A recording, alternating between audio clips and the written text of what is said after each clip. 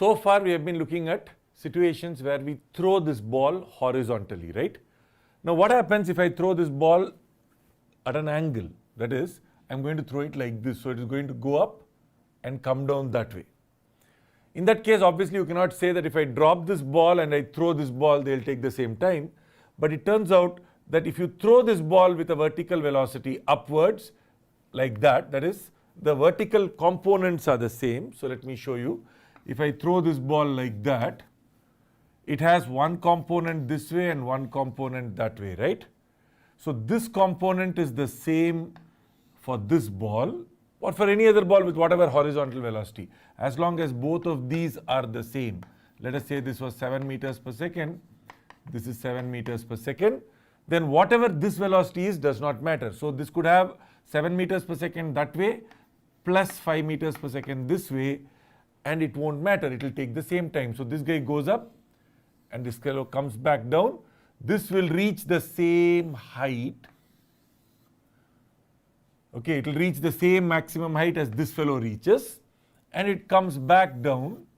And if after 3 seconds this ball is here, this fellow is going to be at the same level after 3 seconds. So what should matter here is the fact that they both have the same vertical velocity.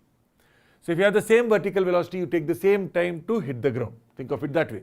So suppose I tell you I have one object given a velocity of, let us say, 2i cap plus 5j cap, and I have another object thrown from the same place, but now with a velocity of minus 3i cap plus 5j cap meters per second, of course, both of these because they are velocities.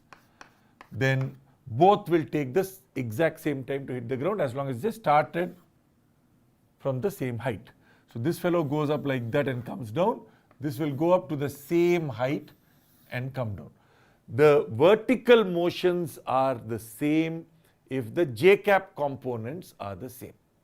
Okay, I can't show it as easily as I did with horizontal, but I'll try to. So if I try to throw this ball up and try to do that, see, almost, right? You can see that that goes up, it reaches the same height. Of course, I'm not able to tell you or show you that this velocity that I threw it with and that velocity, they have the same vertical component. But if it's the same height, they must have the same vertical component. So in some sense, I'm cheating because I'm using the result to prove the result, which is not really valid. So you have to take this on belief right now, that if the vertical components are the same, then the vertical motion for both of these will be identical. The horizontal velocity does not matter. It actually comes from the earlier explanation, okay, if you want a proof in some sense, because instead of starting from here, you can start from here, and you will see that there is a vertical component, and you can say that that is what is going to happen to another ball which was thrown very fast. But right now, let's not focus so much on the proof, instead focus on the fact. The fact is, if the vertical components are the same, the vertical motion is exactly the same. That is, this guy's height will be equal to this fellow's height. This fellow's position after 5 seconds will be the same as this fellow's position after 5 seconds. Okay? So whatever time this takes to hit the ground will be exactly the same time that that takes to hit the ground. Let us do an example using this so that we will be able to get a better clarity on how to use this in problem solving. Now let us look at this question. Here I have a ball that is thrown with a velocity of 3i cap plus 5j cap. J cap obviously is the upward direction. So it's going to go up like that and it's going to strike the ground here. The first part of the question that I want to answer is what is its velocity after 1.5 seconds. So let us assume that it is somewhere here after 1.5 seconds. So this is 1.5 seconds later. First point is that it has a horizontal component of velocity which does not change at all, right? So this remains 3 meters per second. 3 I cap meters per second means 3 meters per second has not changed.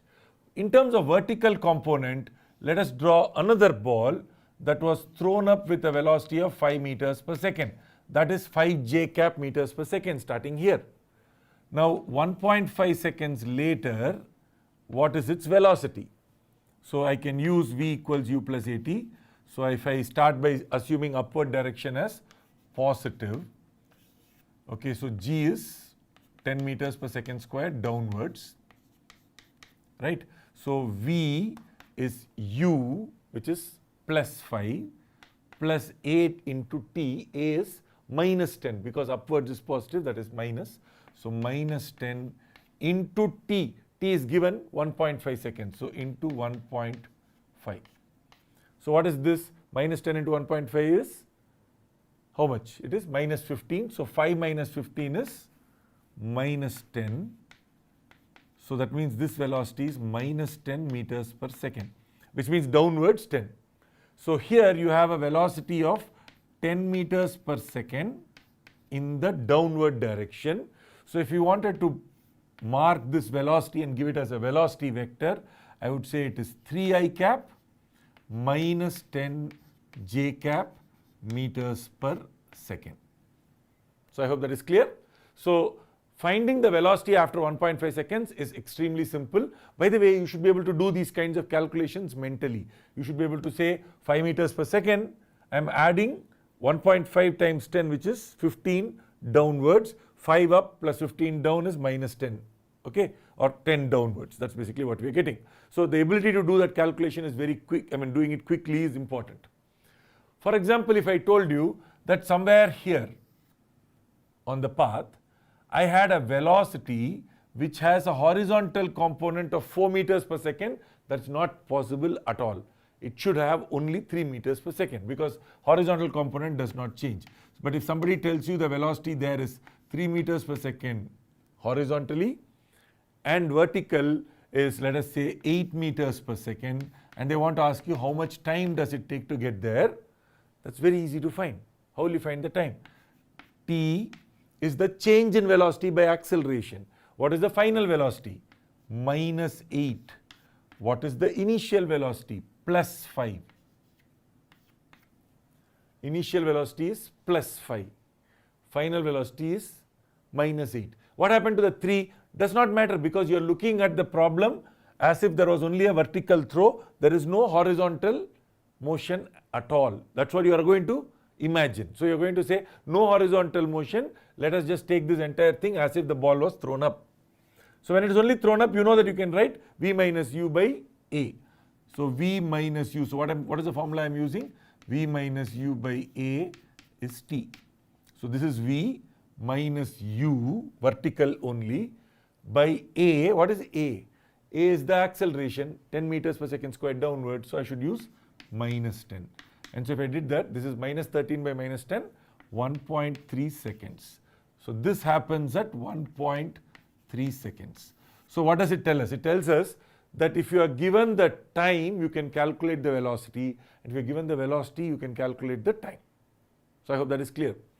Now let us take the same question and ask the next part, which is to say, I know the building height is 10 meters.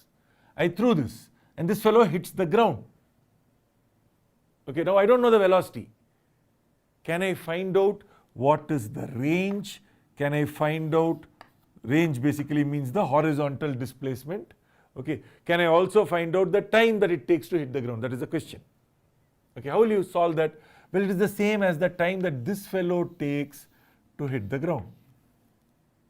But do you know how to calculate this? Yes, you can use S is equal to ut plus half at square. So what is S? So starting here and ending there, S is 10 meters downwards. So I will write that as minus 10. I am using the formula S is ut plus half at square. S is minus 10. U is 5. So ut plus half at square.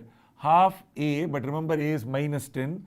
So minus 10 by 2, minus 10 by 2, half a t square. So this is going to be minus 5. So bring it to this side. You will find it is 5t square minus 5t minus 10 is 0. You can cancel out the 5. You will get a 2 there. Okay. So if I solve for t, I can find out what t is. T is minus b plus or minus root of b square minus 4ac. 4 into 1 into minus 2, so that is 8, and it's minus, so that means it becomes a plus 8 by 2. So this is 9. So the answer is 1 plus or minus 3 by 2. Can't be minus because it will give me a negative number. 1 plus 3 is 4, 4 by 2 is 2 seconds. Okay, so this is one way to find the time. So I have found that this time is t equals 2 seconds. Now once you find t is 2 seconds, what would be the horizontal displacement? That only depends on 3 meters per second. Because you know it is traveling for 2 seconds. Imagine now a horizontal ball that would have traveled without worrying about the vertical. The vertical does not disturb or affect the horizontal motion. So this motion does not affect that motion. So therefore the range r must be equal to 3 meters per second into 2 seconds, which is 6 meters. That must be the range. Could I have done this differently? Yes, we could have. Okay. So let us start by saying this is 5 and let us say that this velocity here, I'll call it capital V. So then I can say V square, it doesn't matter whether I put a plus or minus, minus 5 square is 2 into A, which is minus 10, into S, which is 10. Is S 10 or minus 10? S should be also minus 10. Because it's downwards. A is minus because it's downwards. S is also downwards, so you should use minus 10. So what do I get here? 200. 25 goes there, 225. So V turns out to be root of 225, which is 15. Plus or minus. It doesn't matter. It could be plus or minus 15. But you know it is downwards. So it must be 15 meters per second downwards. What does that mean? Minus 15. So the velocity here, if I wanted to mark the velocity, the downward component is minus 15 j cap. That is 3. So you know that this velocity is 3 I cap minus 15 j cap meters per second. Once I have found it is 15 meters downwards, I only found the vertical component. Once I found the speed downwards, right, in the downward direction, I know the speed is 15, then I could have used 5 minus 15, right? So what is the change in velocity? Final velocity minus initial velocity, and final velocity minus initial velocity by acceleration will give me the time. So by acceleration, I know the acceleration is minus 10. So this is minus 20 by minus 10, 2 seconds. That's exactly the same time that we had got earlier using this quadratic equation. If you don't like the quadratic equation, you can go with this. Okay. So either way, the main idea is that you are using straight line motion problem solution that we have already learnt a lot. We are using that to solve the projectile motion questions. So I hope the idea is clear. So you are solving this problem by solving this problem. Now how do you know to solve this problem? This you already learnt. So you can solve it by using S is equal to ut plus half at square. You can use v square minus u square is 2a. You have so many different ways to solve this. Once you solve this, you have solved that. Okay. So basic idea is that if you find velocity, the vertical component of velocity, you will be able to find time. And if you find time, you will be able to find the vertical component of velocity. So I hope this is clear. So in this question, it started at a height and it landed up on the ground. In a different question, it can start here and land there. Sometimes it will start at the same level and land back at the same level. So let us quickly look at a question where it lands back at the same level. We'll call these ground to ground projectiles. So in this question here, I am throwing this ball with a velocity of 5 I cap plus 4 j cap meters per second. From here, from the ground, it is going to go up and it's going to come back here, back to the ground, right? Now the question is, you already know the vertical velocity and the horizontal velocities, they are independent. And you also know that the horizontal velocity does not change. So what is the horizontal velocity there? 5 I cap. So this we know. Question is, what is the vertical velocity? Well, if I were to basically look at this motion, you know that this basically behaves like this ball thrown up with 4 meters per second. It would go up to the same height that this fellow reaches and then come back down. But if something goes up with 4 meters per second and comes back to the same place, what will be the speed? 4 meters per second. So you know this already. but it is downwards 4 meters per second. So here I am going to write it as minus 4 j cap meters per second. So this velocity would be 5 I cap minus 4 j cap meters per second. Now this is something that you know very quickly, because this is 4, that must be 4. So you know that this is 4 j cap, that must be minus 4 j cap. And how much time will it take to do this? Well, what is the change in velocity? This is minus 4, that is plus 4. So what is the change in velocity? It is minus 4 final velocity minus plus 4, which is the initial velocity, divided by the acceleration minus 10. So minus 8 by minus 10, 0.8. This is something I would like you to do almost mentally. So 4 to minus 4, change in velocity, minus 8 by minus 10, 0.8. So that means this takes 0.8 seconds, that will take 0.8 seconds. So we have found the travel time. 4 minus 4, don't worry about the 5, don't worry about that at all, because the horizontal motion does not affect vertical motion. 4 becomes minus 4, so change in velocity minus 8. Minus 4 minus of plus 4, minus 8 by minus 10, time is 0.8 seconds. Now during this time, this ball obviously also moves horizontally. So what is the range? Range basically means the horizontal displacement. So what is the range? The range is 5 I cap, which is 5 meters per second, into 0.8 seconds. 8 into 5 is 4. So this is 4 meters. So the range is 4 meters. Now suppose I want to find out the maximum height. We call this h max. Just like we call this the range, you want that as we call that the maximum height. Now before we get there, how much time will it take to get to the maximum height? Well, it will take as much time as this takes to get to that point. And what is the velocity there? 0. So what is the change in velocity?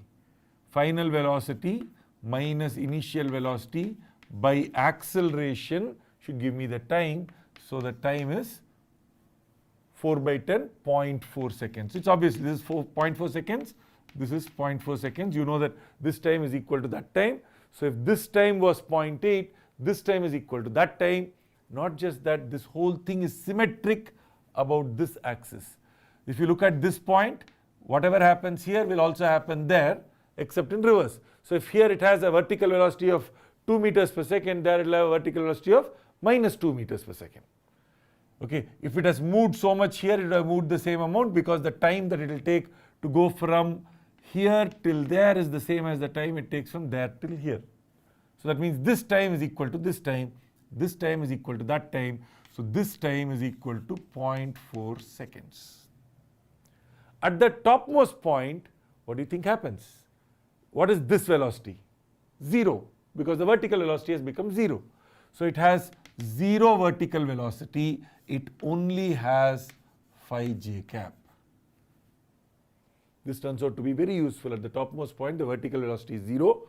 Whole velocity is not 0. Vertical velocity is 0. It has only a horizontal velocity. Sorry, this is not 5 j cap. This is 5 I cap. 5 I cap, okay, in that direction.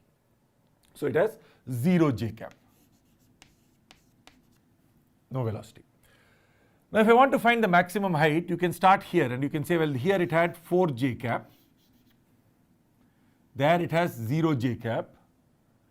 The time of travel is 0.4. Average vertical velocity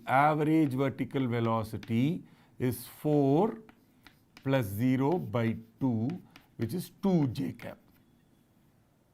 Average into 0.4. We could have done that here. We can say 4 plus 0 by 2 is the average velocity into the time of 0.4. That's exactly what I'm doing there as well. You just have to start imagining that the horizontal does not matter. So just simply bring it here. So you will be able to use the earlier formula. So what is the displacement? Average velocity into time. So this is 2 into 0.4, which is 0.8 meters. So the maximum height is 0.8 meters. Let me repeat this. 4 j cap, 0 j cap, average velocity 4 plus 0 by 2, 2 j cap, meters per second.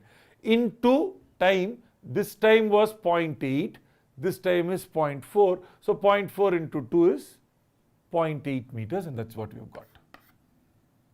We could have also done this differently. You can say maximum height there is equal to maximum height here. Final velocity square, so I'm going to use v square minus u square is 2as. What is v square? 0 square. U square, 4 square, is 2 times a, which is minus 10 times s. How much is this? Minus 16. Minus 16 by minus 20. So that means s turns out to be 16 by 20, which is 0.8. Notice s is positive because this is negative and this is negative, s is positive. You have a displacement upwards, up is positive. Right? That's what we have assumed. Whenever you use I and j, remember up is positive because j cap direction is upwards. Okay, so now we have got this is 0.8. If this is 0.8, this must be 0.8. So many different ways of solving this problem. We will come back to these kinds of questions again. But the main thing I want you to keep in mind is once I know that it starts and ends at the same height, I know it is the same as this ball coming back to the same level. If it comes back to the same level, the speeds must be equal because the displacement is 0, average velocity is 0. So u plus v by 2 is 0 because it's uniformly accelerated. U plus v must be 0. So if that is 4, this must be minus 4. If that is minus 4, this must be plus 4.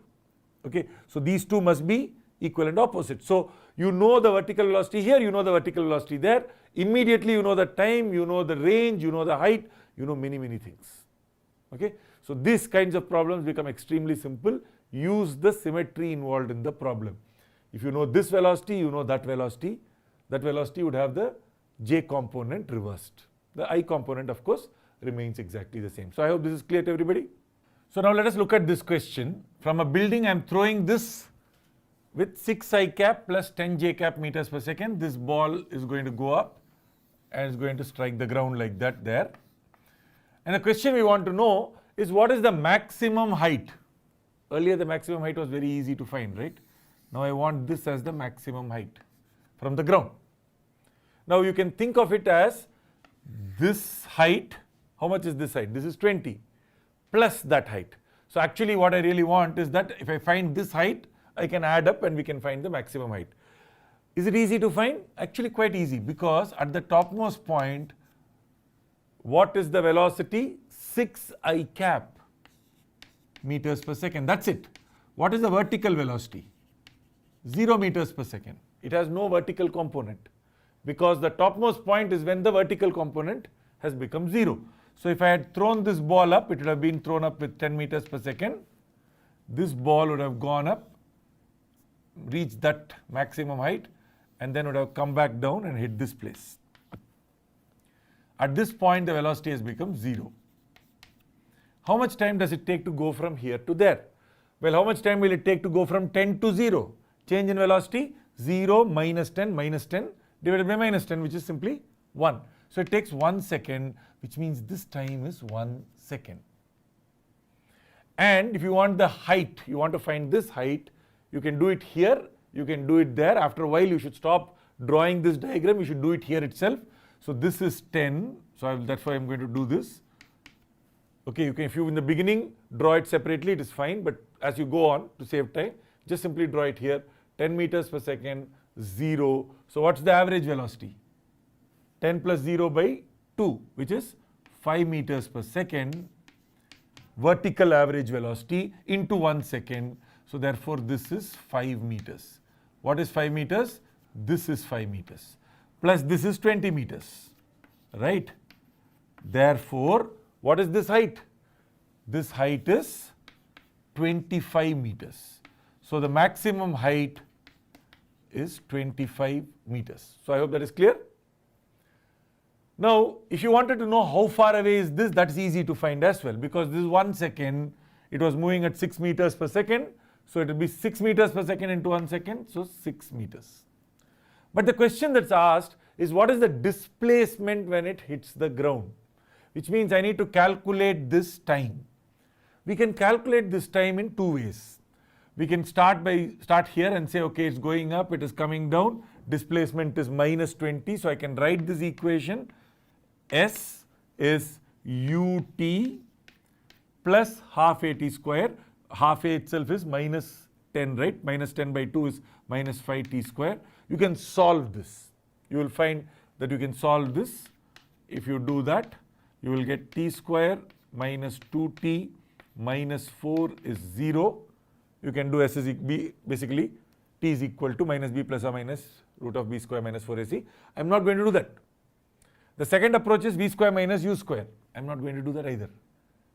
I am going to say, I already know that this time is 1 second. I have already calculated 25. Correct? So now 25 must be equal to 5t square. Right? Why? Because at the topmost point, it is like dropping the ball. How much is it traveling? 5 meters here, 20 meters there. So 25. So it is falling 25 meters. But you know that if it's falling from dropping, not if I throw, but if I drop a ball, it is going to travel 5t square, half a t square, right? But that time is this time t. Plus 1 will be the total time. Correct? So what is t? T root of 5. It's a messy answer. It is about some 2 something approximately. Okay. So now I have got that this time is 2.2 seconds, right? Approximately 2.2 seconds. That means this time was 1 second, this time was 2.2 seconds. Total time will be 3.2 seconds from here till there. Now with that I can find out what the range is. Remember, this is approximate. This is not exactly 3.2. I should say root 5 plus 1 if I want. So I could then write that this range that I have is 6 into time 3.2 or root 5 plus 1 meters. But that's not the question. The question is about displacement. So from here till there, this would be the arrow representing displacement. So what is S? S has a horizontal part and a vertical part. What is the horizontal part? This. So 6 times root 5 plus 1 I cap. And then what is the vertical part? 20 downwards. So minus 20 j cap meters. This is the displacement. So whenever somebody asks you for displacement, remember they are asking you this. If you want the magnitude of this displacement, you can say root of this square plus that square, which I am not doing.